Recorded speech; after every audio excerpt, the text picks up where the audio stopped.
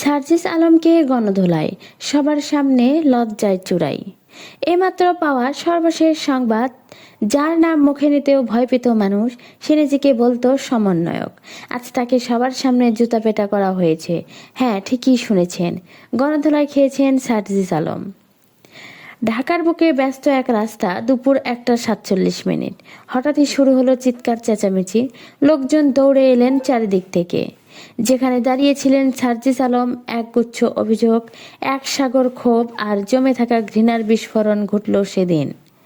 এই তো সেই লোক যে টাকা নিয়ে মুখ দেখায় না, এই লোকের কারণেই আমাদের সবকিছু শেষ, এমন হাজারো কণ্ঠে গর্জে উঠল জনতা। আর শুরু হলো ইতিহাসের ভয়াবহতম গণধোলাই। সার্জিসের মুখে তখন আতঙ্ক, পালানোর চেষ্টা ব্যর্থ। লোকজন তাকে ঘিরে ফেলেছে এমনভাবে যেন 100 বাঘের সামনে একা এক হরিণ। এই ভিডিওটিও ইতোমধ্যেই ছড়িয়ে পড়েছে সোশ্যাল মিডিয়ায়। সার্জিস ধরা খাইছে, সার্জিসের বিচার রাস্তার লোক করেছে, এই হ্যাশট্যাগ এখন ট্রেন্ডিং। অন্যদিকে থানা থেকেও জানানো হয়েছে তার বিরুদ্ধে প্রতারণা, অনিয়ম ও জনসচেতনায় বিভ্রান্তিকর তথ্য ছড়ানোর অভিযোগে মামলা প্রক্রিয়াধীন। বলা হচ্ছে এই ঘটনার পর তাকে গ্রেফতার করা হতে পারে যে কোনো সময়। কিন্তু প্রশ্ন হলো, সার্জিস আলম এতদিন কোথায় ছিলেন? তিনি কি সত্যিই দোষী, নাকি এটা একটা সাজানো নাটক, জনগণের রাগ, নাকি কোনো রাজনৈতিক ষড়যন্ত্র? তিনি ছিলেন অতি সাধারণ এক যুবক, সবার মতোই হাঁটতেন, হাসতেন, কিন্তু তার ভিতরে লুকিয়ে ছিল এক ভয়ানক পিপাসা, ক্ষমতার, দম্ভের আর প্রতারণার। সার্জিস আলম নামটা একসময় বোঝাতো নির্ভরতা।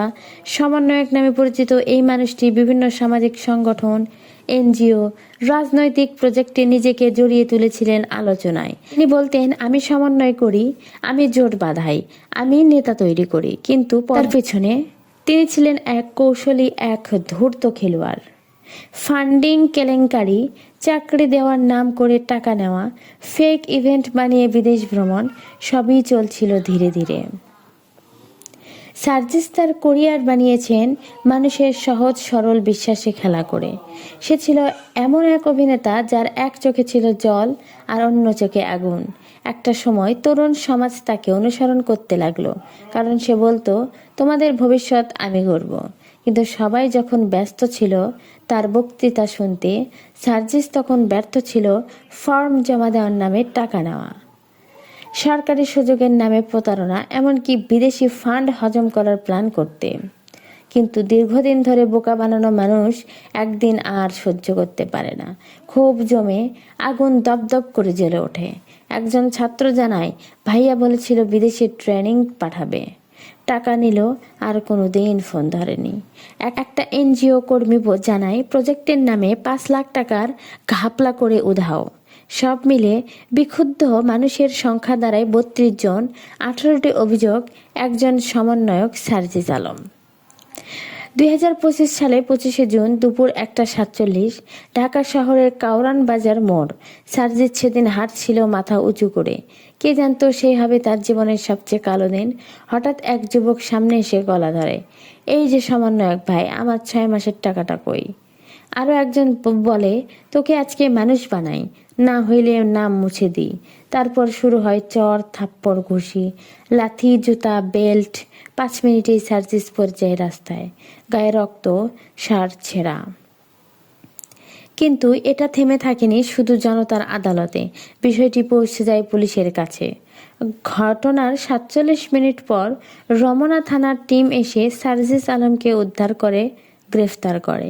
অভিযোগ জমা পড়ে 18টি ফ্রড কেস, প্রতারণার মাধ্যমে অর্থ আত্মসাৎ, সরকারি কর্মচারীদের নাম ব্যবহার করে প্রতারণা, তথ্য ও প্রযুক্তি আইনে মামলা। পুলিশ জানায়, এত চতুর প্রতারক অনেকদিন পর ধরা পড়েছে। কিন্তু প্রশ্ন এখানেই শেষ নয়। কেউ কেউ বলেছে এটা ছিল সাজানো নাটক। সার্জিস আলম নিজের দোষ ঢাকতে এই গণধোলাই নাটক বানিয়ে এখন রাজনৈতিক আশ্রয় পেতে চায়। অন্যদিকে আবার কেউ বলছে এই গণধোলাই ছিল জনগণের জাগরণ, বিরুদ্ধ শক্তিতে শান্তি। অন্যদিকে আবার কেউ বলছে এই গণধোলাই ছিল জনগণের জাগরণ, বিরুদ্ধ শক্তিতে শাস্তি দেওয়ার নতুন ফর্মুলা। এখন প্রশ্ন একটাই, সার্জিস কি সত্যিই দোষী, নাকি সে কোনো গভীর রাজনৈতিক চক্রান্তের শিকার? আরও নতুন ভিডিওতে আমরা দেখব সার্জিস আলমের ব্যক্তিগত জীবনের গোপন তথ্য, কারা তার পিছনে ছিল, জেল থেকে তার ফোন কল এবং গোপন বার্তা।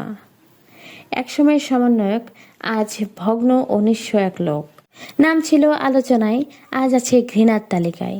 আর এই ঘটনা বলে দেয়, ভুয়া মুখোশ বেশি দিন টেকে না, জনতার আদালতে বিচার হবেই। গণধোলায় সঠিক বিচার নাকি অন্ধ প্রতিশোধ। সার্জিস আলম প্রতারক নাটকের পুতুল।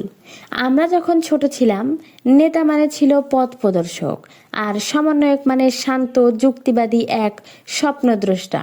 কিন্তু আজকের গল্প সেই সমন্বয়ককে নিয়ে, যিনি একসময় লাখো তরুণের ভরসার নাম ছিলেন। আজ তিনি বাংলাদেশের অন্যতম ঘৃণিত মুখ।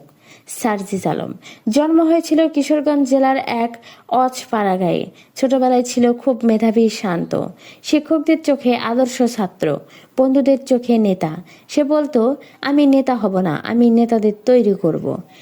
এই লাইন দিয়েই সে জয় করে ফেলল কলেজ, বিশ্ববিদ্যালয়ের বিভিন্ন সংগঠন, ছাত্র সংসদ, বিতর্ক ক্লাব, ইউথ অ্যাকশন নেটওয়ার্ক, সবখানেই সে হয়ে উঠল এক নম্বর মুখ।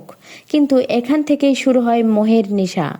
নাম, ছবি, প্রেস ধীরে ধীরে এক নেশায় পরিণত হয়, ভিউ পাওয়ার আর সিনার পাশে থাকার। ভাইও খুব স্মার্ট ছিল, কিন্তু পরে বদলে গেল। ক্ষমতার নেশা মানুষকে অন্ধ করে দেয়।